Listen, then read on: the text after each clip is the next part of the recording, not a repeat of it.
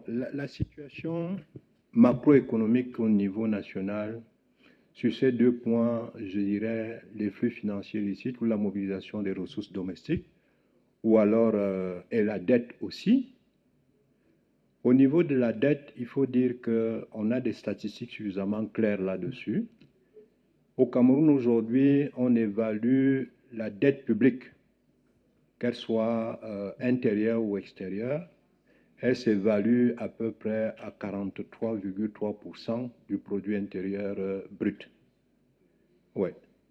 Bon, ce qui est pour nous quelque chose de substantiel en termes de poids sur le budget, mais les autorités publiques se défendent parce qu'il y a un ratio qui serait défini par les institutions internationales et pour lesquelles nous n'avons pas encore atteint la cote d'alerte selon les pouvoirs publics. Mais nous voyons aussi qu'avec les difficultés de mobilisation des ressources que nous avons en termes de collecte de recettes fiscales, ainsi de suite, il y a véritablement un souci à se faire là-dessus. Donc, au niveau national, nous plaidons pour qu'il y ait moins, moins de tendance à aller vers les financements extérieurs, réduire le rythme d'endettement et de pouvoir évaluer l'impact que l'encours de la dette aurait fait sur le plan national.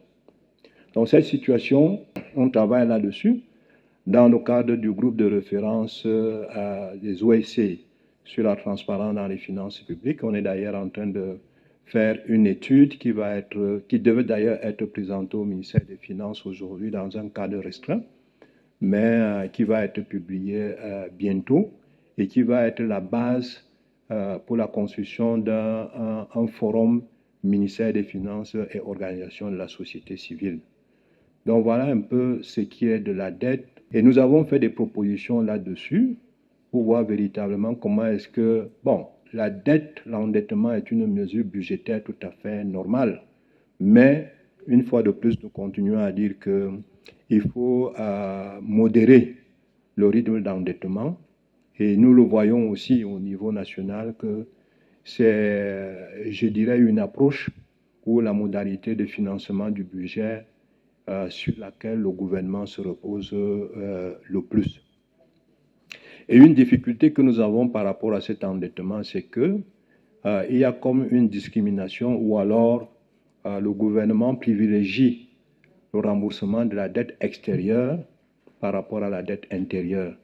Et la dette intérieure, pour laquelle nous pensons qu'elle a plus d'impact sur les petites et moyennes entreprises nationales, pour nous, ça fait un problème parce que les rythmes de paiement de cette dette-là font en sorte que beaucoup de PME sont obligées de fermer parce qu'elles se sont engagées énormément vis-à-vis de l'État, qui est le plus grand client, mais le mauvais payeur aussi, si on peut dire ça de cette manière.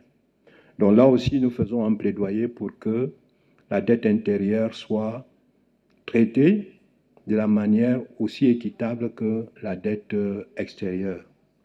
Le deuxième point que nous avons par rapport à cet endettement, nous voyons très bien que le gouvernement fait recours à la dette, mais nous pensons qu'il y a d'autres mécanismes d'endettement ou alors d'emprunt qui peuvent être opérés.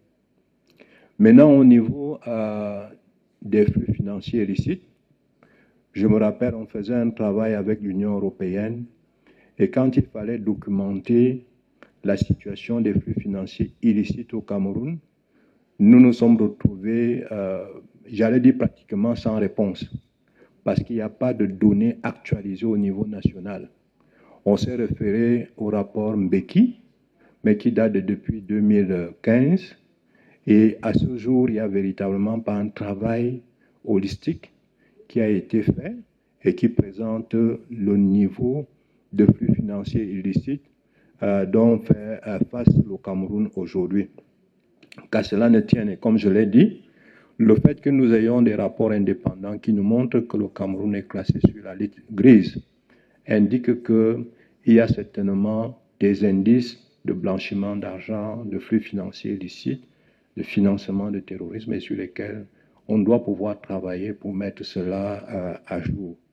Et à notre sens, nous pensons que d'une manière ou d'une autre, nous sommes exposés à cette situation. On l'a évoqué tout à l'heure, les problèmes liés à un commerce illicite, la porosité des frontières qui font en sorte que aujourd'hui, par exemple, dans le secteur minier, lorsque nous faisons des déclarations au niveau national, les statistiques disent que nous avons vendu, je dis ça comme ça, peut-être 20 kg d'or vers les Émirats. Mais lorsque vous interrogez les statistiques au niveau des Émirats, ils vous disent que nous avons importé du Cameroun 100 tonnes d'or. Ça montre le gap qu'il y aurait entre les échanges commerciaux, par exemple, et un certain nombre de partenaires, et qui indique qu'il y a véritablement un problème de flux financiers illicite, mais qui n'est pas capitalisé dans l'ensemble de l'économie, et ça pose un problème. Donc voilà un peu ce que l'on peut dire au niveau national. Et les OEC sont véritablement engagés sur ces questions, mais avec des limites que je venais d'évoquer tout à l'heure en termes d'exploitation, d'analyse, de diffusion, de construction de messages responsables vis-à-vis des autorités en place, pour qu'ensemble, que ce soit le pays qui bénéficie, non une classe de dirigeants au pouvoir. Voilà ce que je peux dire, Félix. Merci beaucoup.